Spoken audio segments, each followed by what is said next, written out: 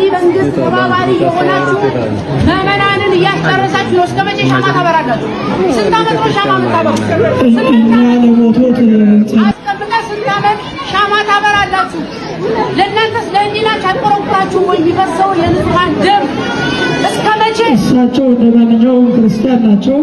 ክርስቲያን ስለሆኑ ነው የመጡት። አሸርጋጅ ነው።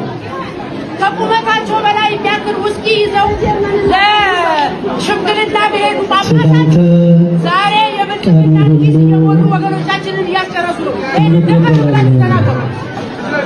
ክቡር ጊዜው ነው። ይሄ ነው የት ቦታ ልታወራ ነው? አባ ዘበአማን የት ቦታ ነው የሚወራው? እስኪ ንገሩ። ተረጋጋ። ቆይ አሁን ተስፋዬ በሀገረ እስራኤል የኢትዮጵያ ባለቤት አምባሳደር ለማውራት ነው የመጣው እንዴ?